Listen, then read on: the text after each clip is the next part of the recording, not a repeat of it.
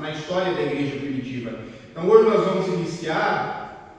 vamos ler do versículo de número 1 ao versículo de número 7, e eu peço que você me acompanhe na sua Bíblia para ver se eu estou dando certinho, se eu estou gaguejando muito, se eu estou trocando as palavras. Diz assim as Escrituras: ora, naqueles dias multiplicando-se o número dos discípulos. Primeira coisa que eu quero que você tenha em mente: multiplicaram-se o número dos discípulos, o número da igreja, a igreja cresceu. Seguindo, houve murmuração dos helenitas contra os hebreus. Os helenitas eram pensadores gregos. Tá? Seguindo, a causa da murmuração agora, porque as viúvas deles estavam sendo esquecidas na distribuição diária. Então, até aqui, nós temos uma igreja crescendo, nós temos murmuração, ou seja, diz que me diz, panelas internas na igreja, porque tinha ficado de fora, sem assistência, as viúvas gregas. Não eram as viúvas hebreias, não eram as viúvas dos judeus, não, era especificamente as gregas, as viúvas gregas, dos helenitas. Então, os 12 convocaram a comunidade dos discípulos e disseram: não é razoável que nós abandonemos a palavra de Deus para servir as mesas. Mas, irmãos, escolhei entre vós 7 homens de boa reputação, cheios do Espírito e de sabedoria, aos quais encarregaremos deste serviço. E quanto a nós consagraremos à oração e ao ministério da palavra. O parecer agradou a toda a comunidade e se elegeram homem cheio de fé e do Espírito Santo, Filipe, Prócoro, Nicanor e Timão. E Timão. E temos mais um, Parmenas e Nicolau. Nicolau era prosélito de Antioquia. Nós já vimos o que é um prosélito. É um recém-chegado na fé, um recém-convertido na fé. Não é? Apresentaram-nos perante os apóstolos, e estes, orando, lhes impuseram a mão. Crescia a palavra de Deus, e em Jerusalém se multiplicava o número de discípulos. Também muitíssimos sacerdotes obedeciam à fé. Irmãos, quem aqui está enfrentando um problema? Está enfrentando problema, ou seja, dificuldade? Eu estou. Você quer ver eu enfrentar uma dificuldade quando vai dar minha conta bancária? Eu enfrento dificuldade, Fábio, o tempo todo.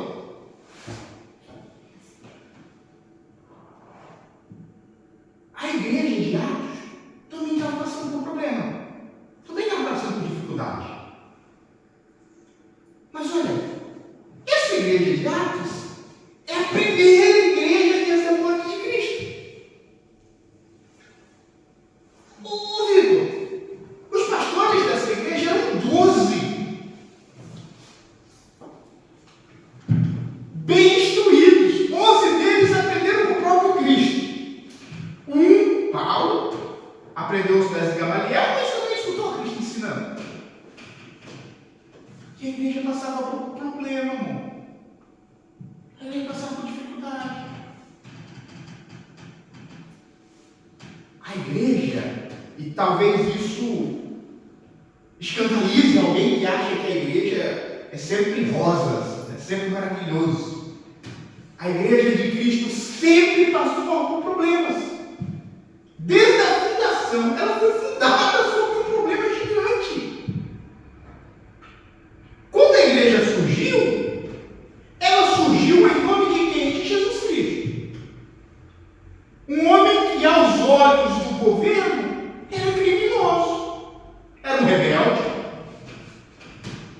Ela já surgiu sendo, e não, ela já surgiu sendo perseguida por causa do Cristo. Já surgiu no meio do problema. Agora, mesmo no meio desses problemas da igreja primitiva, mesmo enfrentando essas dificuldades, ela sempre cresceu. Esse crescimento é uma sementinha que era plantada, que era aguada, e a semente, quando a gente planta, a gente tem que jogar água para ela brotar, não tem? A água que molhava o solo para essa semente brotar eram as lágrimas. Eram as lágrimas. O que acalmava as tensões no coração dessa igreja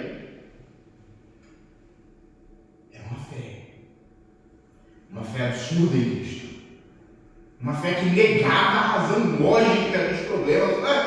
Tem um hino que diz assim, não diga... É um hino ou um ditado popular? Agora nem lembro. Não diga o tamanho do... Não diga o seu... Como é que é? Não diga o seu Deus o tamanho do seu problema. Diga o seu problema o tamanho do seu Deus. Né? É um ditado popular, não é? É um ditado popular, não é um hino. Então, é uma igreja que não ligava os problemas. Está difícil? Estava preso, doidado. Preso, estava fazendo o que na prisão? Então, Cristo morreu, tá bom. É o nosso caminho também, vamos cantar e vamos louvar enquanto nós estamos vivos e temos vozes para fazer. Esse texto que nós lemos aqui mostra o retrato de uma igreja que enfrenta problemas, mas é uma igreja viva. É uma igreja que experimenta, no meio destes problemas, a forma soberana que Deus vai guiando as coisas. Uma igreja que entendeu que ela é mais bonita, mais bela, quando ela aprende a confiar em Deus no meio das fraquezas, no meio das dificuldades, no meio dos problemas.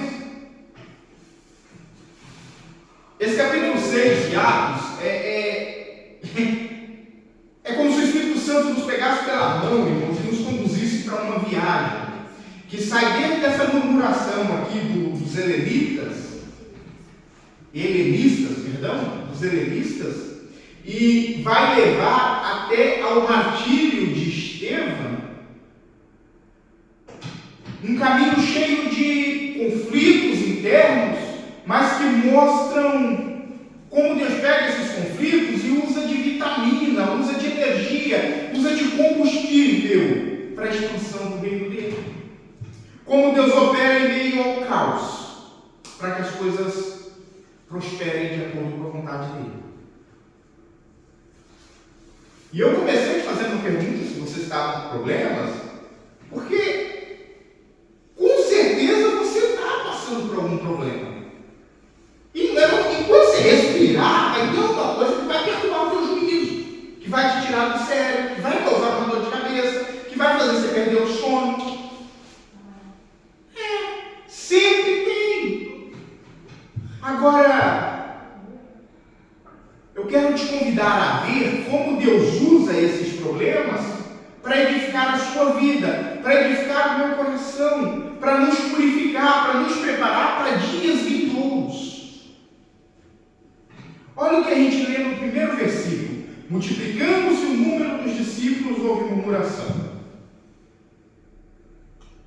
O crescimento numérico dessa igreja de Atos está por volta da terceira ou da quarta onda de crescimento. Nós temos Atos capítulo 2, nós temos Atos capítulo 4, agora nós temos a terceira ou a quarta vez que a Bíblia menciona um acréscimo de membros para essa igreja primitiva.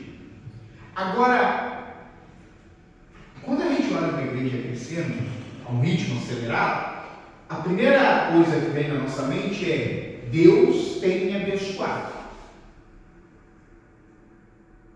Deus tem me abençoado. Eu vou contar uma coisa para vocês.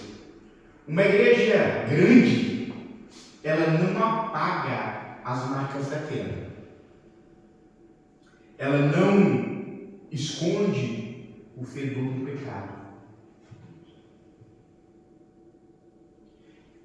Pelo contrário, quanto maior a igreja, mais visível a marca da queda fica. Mais visível os problemas são. Quanto mais pessoas reunidas no mesmo lugar,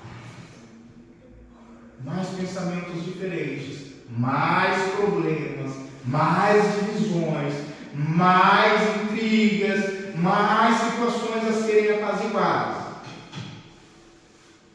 Isso é ruim? De todo não. De todo não. Nós vemos a postura certa dos pastores, dos apóstolos aqui. Observe que estes helenistas, esses pensadores gregos, a Bíblia trata como murmuração o que eles fizeram. A Bíblia trata como um pecado o que eles fizeram. Só que essa murmuração vai nos mostrar que mesmo dentro da igreja, ou seja, quando a gente fala de igreja, a gente está falando de quem é o quê, Victor? Igreja é quem é? Sal. A Bíblia não diz, pelo menos na minha aqui, Fábio, não diz que eles não eram sal. Eles estão na igreja. É igual o caso de Ananias e Safira que nós reunimos. A Bíblia não diz que Ananias e Safira não eram salvos. Pelo contrário, eles estavam dentro da comunidade dos santos. Esses pensadores gregos aqui, eles estavam dentro da igreja. Eles pecaram, mas eles eram parte dos santos. Eles pertenciam ao povo de Deus. Isso só nos mostra que enquanto nós estamos dentro da igreja, nós precisamos continuar nos santificando de forma contínua, nos aperfeiçoando de forma contínua. Preste atenção que, por causa deste murmúrio, uma situação que afligia toda a comunidade se tornou um problema individual. As viúvas pertenciam a toda a comunidade. A ordenança é para que nós, como igreja, cuidemos dos órfãos, das viúvas e dos necessitados, sejam de bens materiais ou espirituais. O problema era de toda a comunidade, as viúvas.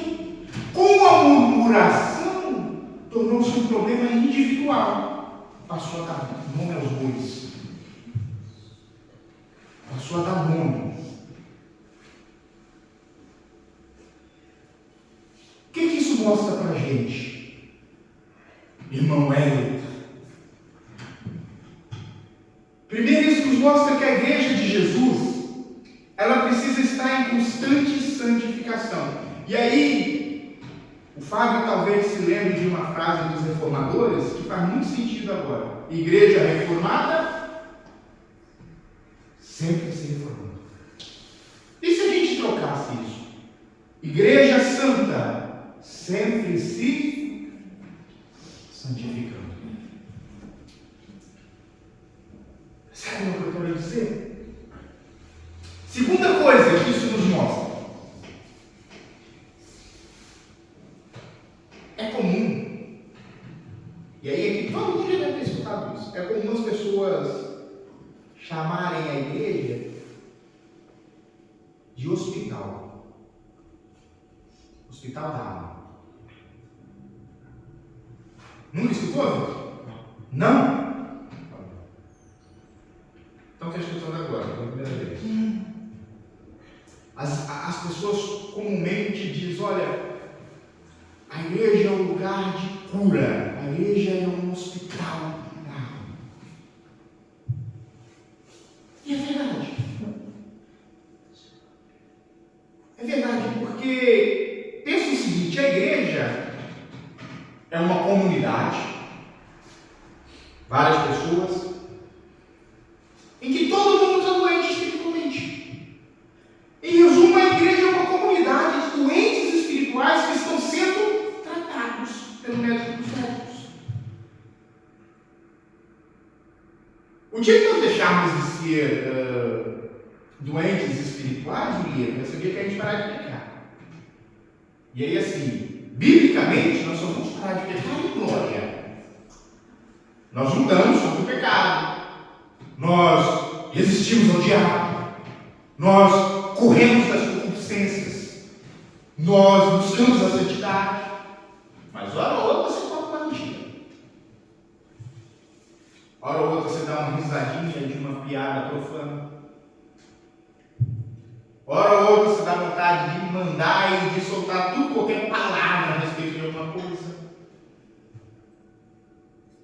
Você está em processo de santificação. Você está sendo tratado pelo médico dos médicos. Nenhum de nós aqui é perfeito, mas todos nós buscamos a perfeição. Sede santos, como eu sou santo. Isso é que nos foi pedido. Foi pedido para ser imitadores de Cristo, que é perfeito. Então nós estamos sempre correndo a maratona atrás desse exemplo de Cristo para sermos perfeitos também. Os problemas, enquanto comunidade, enquanto um grupo de pessoas que está sendo tratadas, que estão sendo tratados, perdão, meu irmão, são muitos. De várias cores, tamanho, gostos e cheiros. O que não falta é problema.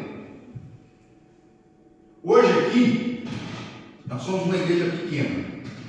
Nós conversamos francamente, sem papas e travas na língua com todo mundo. Você chega, fala o que quer, escuta o que não quer às vezes, mas eu também falo o que quero e vice-versa, e assim a gente vai andando. Nós temos intimidade. Nós somos próximos. Agora você imagina uma igreja. Nós temos aqui, se eu não me engano, 40 e tal cadeiras. Se eu não me engano, acho que é isso. Imagine todas essas cadeiras cheias, todos os cultos, glória a Deus que isso aconteça. Deus envie como enviou para os dois. Agora cada pessoa com um problema diferente. Cada pessoa, pastor! Era isso que estava acontecendo em Atos. Eram só 12 para uma igreja superior a 5.000 pessoas. Só em Atos capítulo 2 nós temos um acréscimo de 3.000 homens. Sem contar mulheres e crianças. Só tinha 12 pastores, só tinha 12 líderes para ensinar, para visitar, para servir a mesa, para limpar a igreja, para arrumar as cadeiras, para lavar o que tinha. Já pensou, Fábio? Nós gastamos o quê para limpar aqui no dia da inauguração? Acho que quase umas 2 horas. Só nós vamos limpar um pedacinho desse. Agora você imagina a igreja para mais de 5 pessoas, nós vamos limpando aqui. Que maravilha que é assim. Né? Esse é o quadro de Atos. Esse é o quadro aqui dessa igreja, de Atos capítulo 6. O que aconteceu? Muita gente para ser pastoreado e pouco pastor. Em resumo, foi isso. E aí ficou uma área dessa igreja ficou negligenciada. O serviço social da igreja. O assistencialismo. Aqui em Atos 6, as viúvas, no versículo de número 2, estavam sendo negligenciadas. O que é negligenciadas? Estavam sendo esquecidas, Julieta. Ninguém lembrava das pobrezinhas das viúvas. O que aconteceu como reflexo disso? Elas se tornaram um espelho de uma igreja que crescia mais rápido do que a estrutura era capaz de cuidar. Elas se tornaram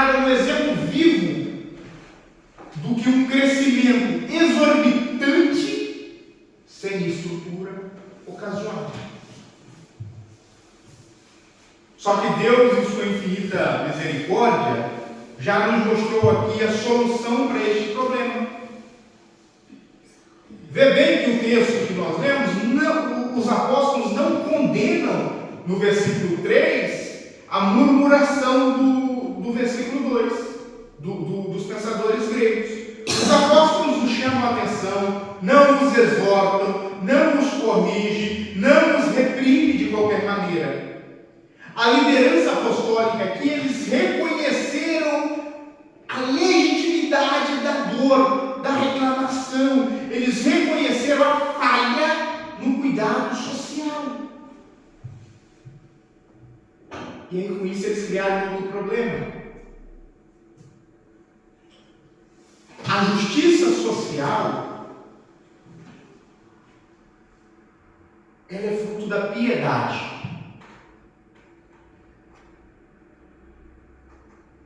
A piedade, por vez, vamos traduzir por misericórdia, piedade, misericórdia é sinônimo, é a mesma coisa, é fruto do Espírito. Se não estava tendo piedade, faltava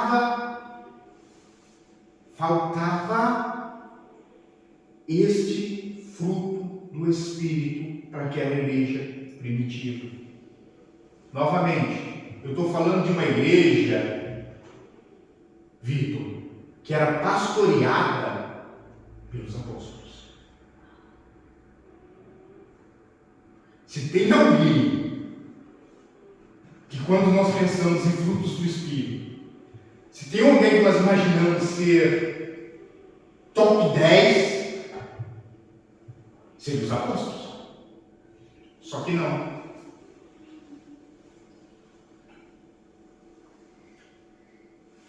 Mas vê só como é que essa igreja agiu nessa situação de tensão. Os apóstolos pegaram, reconheceram o problema e começaram a tratar do problema. Quando surgem tensões no meio da igreja, problemas, tensão é problema.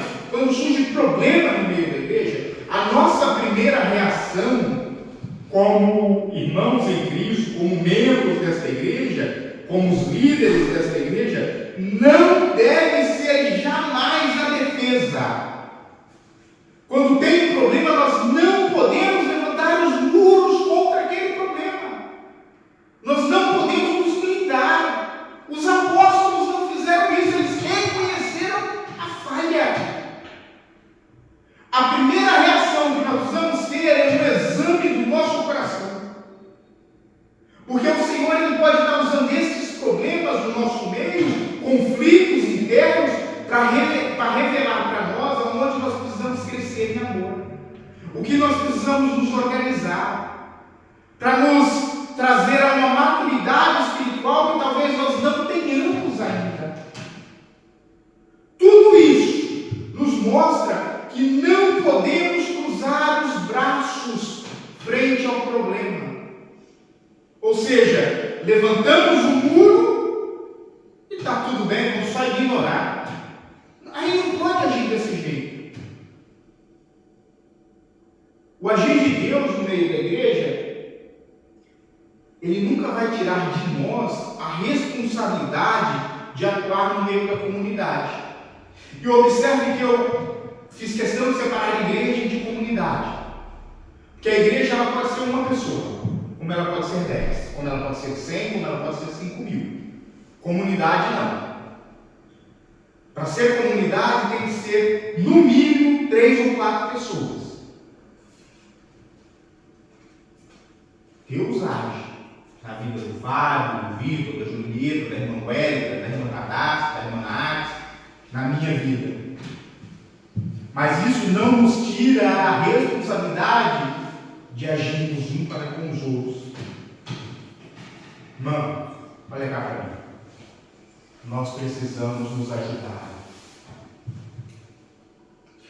Nós precisamos nos socorrer. Nós precisamos nos consolar quando um de nós estiver chorando, aflito, cansado, sobrecarregado.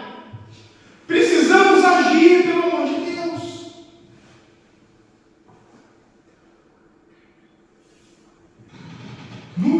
4 nós vemos: quanto a nós, nos consagraremos à oração e ao ministério da palavra. Irmãos, o que sustenta o corpo humano? Julieta e irmão Wellington tem que saber de qual. O que sustenta o nosso corpo? Comida. Em alguns casos, sustenta mais do que outros. Não é isso, Pai? Em alguns casos, sustenta mais, dá uma sustância maior. Mas o que sustenta o nosso corpo, o nosso organismo, é o pão, é a comida. O que sustenta a igreja é a palavra e a oração. É a palavra e a oração. Os apóstolos, eles eram os pastores da época dessa igreja, só que eles não se colocavam acima do serviço, mas eles se colocavam dentro de uma ordem santa dos serviços. Eles aqui serviam, limpavam, pregavam, ensinavam, visitavam, faziam tudo. Resultado: se fosse hoje em dia, ia estar os 12 com... Como é que é o nome daquela cena? Burnet.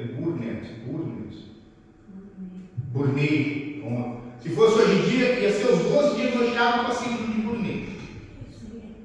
É quando o cansaço é tão grande, Julieta, que a mente já passa por um estado depressivo, um estado, sabe, é uma mistura de tudo psicologicamente ali abalando, deixa de ter vontade de comer, deixa de ter vontade de fazer tudo. A depressão 2.0. Evolução da depressão. Se fosse hoje em dia, ia ser tudo isso, nós estamos tudo. Os homens estavam fazendo de tudo para mais de 5.000 pessoas sozinhos, só todos. Só que os apóstolos compreendiam que a igreja ela vive da palavra. Eles compreendiam que onde a palavra não governa, Cristo não reina. E o que eles resolveram fazer então? Eleger homens para ajudá-los. Irmãos, nós não podemos esquecer que Deus atua, que Deus age, que Deus opera através dos meios ordinários. É muito bonito as pessoas quererem milagres. É muito bonito as pessoas quererem pular, bater palma, glorificar, gritar, sentir calafrio. Se bem que agora no inverno não é difícil, mas é muito bonito a pessoa querer sentir um calafrio diferente todo mundo. Só que Deus não age assim. O Deus da Bíblia não trabalha assim. Ele trabalha por meios ordinários, por meios comuns. Ele usa os meios comuns. Quais são os meios comuns? A pregação fiel das Escrituras, a oração sincera, perseverante. Estes são os canais que o Espírito Santo concede vida. Estes são os canais que o Espírito Santo concede poder. Estes são os canais que o Espírito Santo santifica a igreja. Enquanto nós estivermos negligenciando esses canais, a igreja vai sofrer. Se nós nos desviarmos dos ensinos bíblicos, podemos ter essa igreja cheia de gente caminhando para o inferno. Se nós deixarmos de orar sinceramente, com o coração quebrantado, nós podemos ter uma igreja cheia de hipócritas, não de crentes, salvos, lavados e remidos no sangue do Cordeiro. Abandonar esses meios comuns, mesmo que com boas intenções, empobrece a igreja, corrompe a noiva do Cordeiro, suja a noiva que era para ser santa. Essa igreja de Atos tinha um problema. Em resumo, os líderes não estavam dando conta de todos os ofícios, de todos os serviços dentro da comunidade. E aí duas coisas aconteceu. Primeiro, criou-se a necessidade de estabelecer divisões nos serviços. Segundo, mostrou a necessidade da igreja se manter nutrida pela palavra. Como resultado para isso, nós temos então a criação do diaconato. Aqui nasce os diáconos, jovem Vitor. Só que as pessoas acham que os diáconos hoje em dia, Fábio, é só para atender na porta, só para receber, só para ajudar a limpar, servir. Não. Os diáconos, ou a diaconia, foi instituída como uma solução pragmática para problema espiritual. Traduzido, como uma solução prática para resolver um problema espiritual. Não foi para resolver só servir a mesa. O problema não era só servir a mesa. O problema é que não estava tendo tempo para os pastores se dedicarem ao ensino, à visita, ao discipulado. Vamos dividir o fardo. Cada ofício dentro da igreja ele serve para o mesmo propósito. A glória de Deus. A diaconia surge para a execução de tarefas que antes pertenciam ao púlpito. Quem é que faziam as tarefas dos diáconos antes disso? Eram os apóstolos, eram os líderes da igreja. Quando a diaconia surge, há uma divisão de papéis e serviços. Não para desmerecer um e exaltar o outro, não, mas para que todas as áreas da igreja possam ser supridas, orientadas de forma espiritual através do ensino da palavra. É por isso que os diáconos escolhidos cumpriram os requisitos que nós lemos no texto. Irmãos, nós devemos orar pelo ministério da palavra, mas também pela vida de quem põe a mão para ajudar de alguma forma a igreja. Nós precisamos pedir a Deus que as nossas pregações sejam feitas por mim, pelo Vitor, pelo Fábio, pela irmã Wesley, pela Julieta, por quem for ser. Nós precisamos pedir a Deus que as pregações sejam cada vez mais encorpadas de uma boa teologia, de uma boa dose bíblica. Ao tempo que nós precisamos pedir também a Deus que Ele abençoe, que Ele nos ajude a valorizar a mão daqueles que servem de alguma outra forma a igreja, daqueles que cantam, e daqui a pouco, se Deus quiser, nós vamos ter quem canta aqui, daqueles que tocam, daqueles que limpam, daqueles que ajudam com isso, que ajudam com aquilo, dos que dão carona para quem não tem carro. É uma forma de servir a igreja do Senhor. E eu já estou terminando, eu prometo. No versículo 5, nós temos a escolha dos homens. E aí a Bíblia tem um deles que a Bíblia faz questão de mencionar com mais ênfase: Estevão. Versículo 5, Hadassah. E este parecer contentou a toda a multidão, ou seja, todo mundo gostou da ideia. E elegeram Estevão, homem cheio de fé e do Espírito Santo. E elegeram Estevão, homem cheio de fé e do Espírito Santo. Estevão aqui está começando como diácono e vai terminar como mártir mais para frente. Vai morrer em nome do Evangelho, mas aqui ele começou como diácono. Irmãos, Deus nos prepara nas tarefas silenciosas, comuns e rotineiras da vida. Estes 7 homens aqui que são escolhidos, não é porque eles falavam bonito, nem falou aqui da eloquência deles, aonde estavam, estudaram, o que fizeram, o que não fizeram, falou nada disso. Falou do caráter.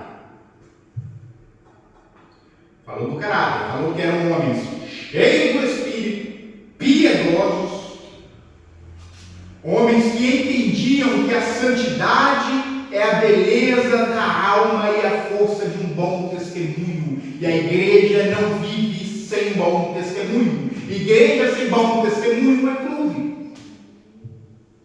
É clube.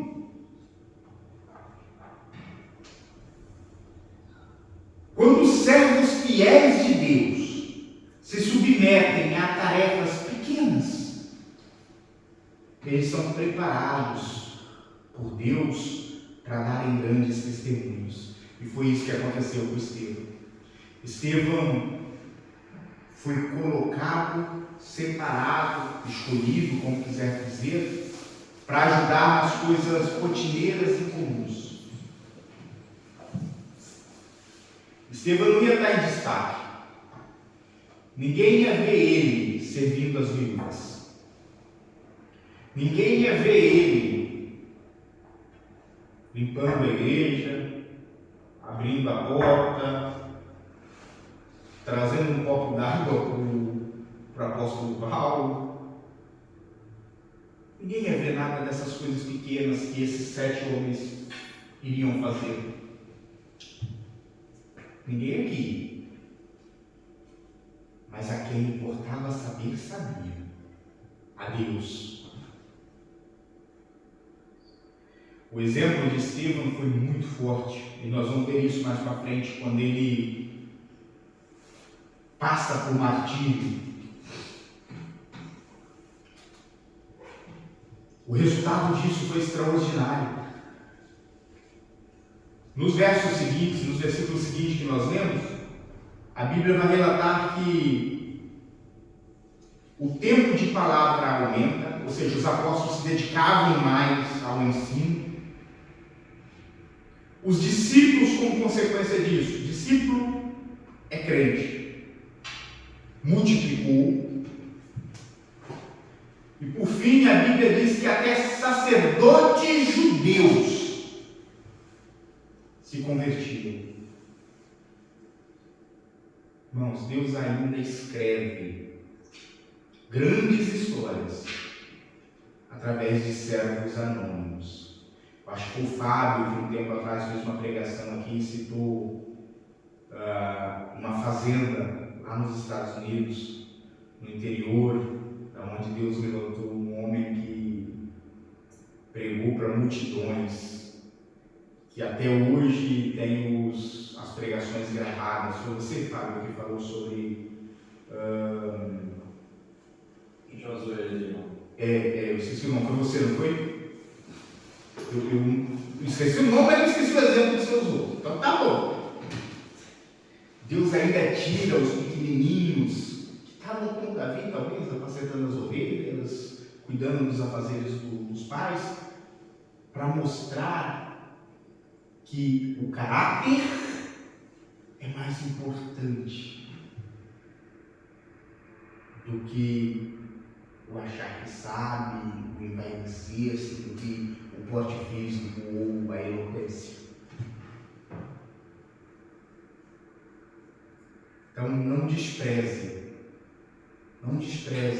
coisas simples, serviços pequenos, porque pode ser nessas coisas simples que o Senhor esteja preparando cada um de vocês, são testemunhos maiores para quem sabe estar daqui a uns anos ou um tempo à frente de uma congregação, de uma igreja, pastoreando ou como missionário em outro país.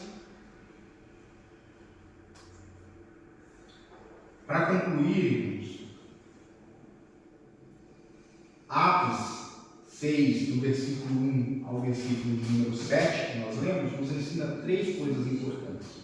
Primeiro, Cristo conduz, governa a sua igreja com sabedoria perfeita. Ele orienta cada detalhe, ele rege cada coisa. Seja no meio dos conflitos ou através dos conflitos internos, Cristo está conduzindo a sua igreja. A segunda coisa é que os conflitos não são sinais de abandono da parte de Deus ou da liderança. Tem pessoas que acham que quando a igreja começa a ter muitos problemas, é que Deus não está ali também. Não é bem assim. Isso não é verdade. Deus pode estar usando os conflitos para purificar a igreja. Deus pode estar usando as dificuldades para instruir e nutrir a igreja. Os conflitos, eles são oportunidades para mim e para você amadurecermos em conjuntos. Para mim aprender com os problemas do Vitor, o Vitor aprender com os meus problemas, o Fábio aprender com os problemas nossos, da Julieta, a Julieta com os nossos, da Noeta, cada um aprendendo com os problemas e com as dificuldades uns dos outros. E terceiro,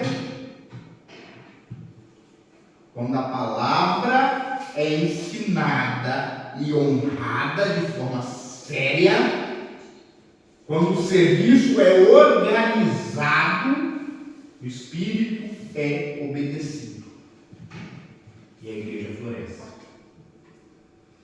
Não existe uma igreja sadia se não tiver palavra, se não tiver organização, se não tiver decência.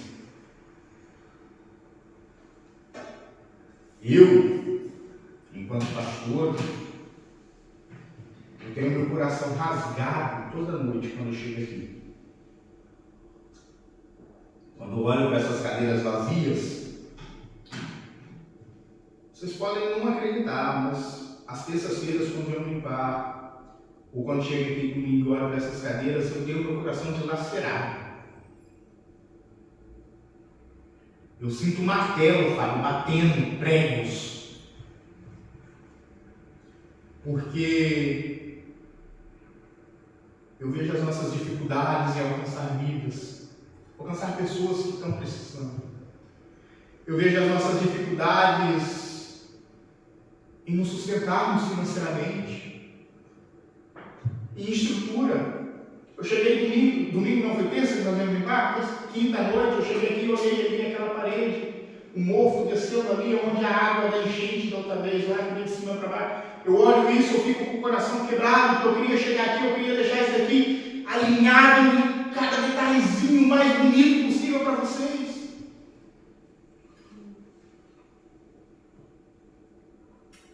Eu fico extremamente triste quando eu olho para as nossas necessidades ministeriais. Quando nós cantamos no playback, no vídeo, como nós cantamos aqui com violões para lá, meu Deus, que música! Eu fico com o coração rasgado, mas no meio disso, eu sou conduzido em fé a um pedido de súplica. Que o Senhor nos faça úteis, irmãos, enquanto nós somos pequenos, enquanto nós estamos em 5, 10 ou 20.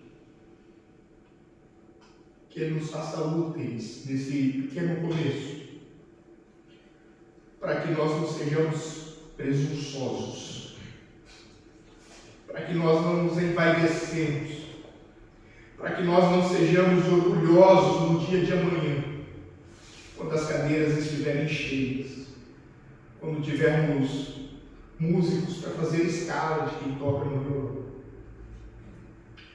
quando essa estrutura já não for suficiente para o número de pessoas. Que nós possamos olhar para esse nosso pequeno começo, esperançosos de que a igreja está sendo nutrida como um corpo é nutrido pelo alimento diário. Amém? Amém. Vamos nos pôr de pé. No No próximo domingo nós vamos falar sobre o testemunho de Estevão, um testemunho que não pode ser silenciado. Feche seus olhos comigo. Pai querido, Deus de misericórdia e graça, Senhor Todo-Poderoso, nós vimos que essa igreja de Atos, uma igreja que estava começando, passava por dificuldades, também passava por problemas. Nós vimos, Pai, que o Senhor usou esses conflitos, esses problemas, a murmuração para direcionar, para nutrir, para apontar os caminhos a serem seguidos. Senhor, eu quero te apresentar esta igreja. Meu Pai, eu quero colocar diante do Senhor e das suas mãos cada um dos meus irmãos aqui. Cada cadeira dessa que está vazia, cada espaço aqui dentro que poderia estar ocupado. Peço ao Senhor que nos conduza, ó Pai. Aponte-nos o caminho, mostra-nos a direção, guia-nos nas suas veredas, leva-nos em santidade para onde o Senhor quer nos levar.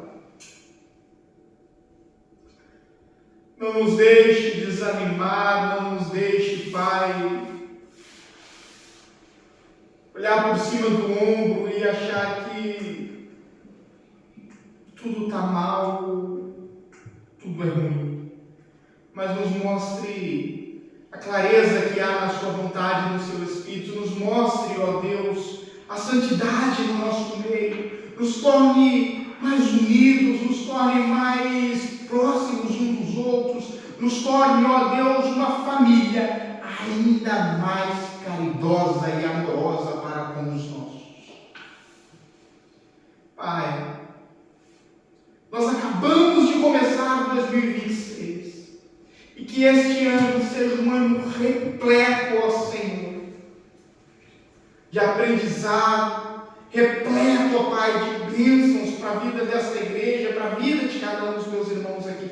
Anos em que nós vamos dar testemunhos das grandezas do Senhor no nosso meio e através das nossas vidas para outras vidas. Um ano, ó Pai, em que nós vamos nos alegrar de estarmos na sua presença, de estarmos te louvando, de estarmos te exaltando, de estarmos, Pai, rasgando os nossos corações aos seus pés. Um ano em que a sua mão poderosa nos governará e nos direcionará.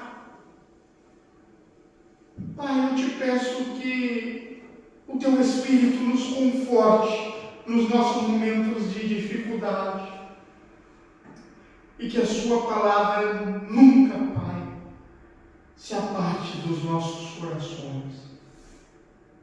Leva-nos em paz, ó Deus, aos nossos lares e nos permita nesta semana meditarmos e sermos baluartes da sua verdade e da sua justiça para outras vidas e outras pessoas. É o que eu te peço, ó Deus. Amém.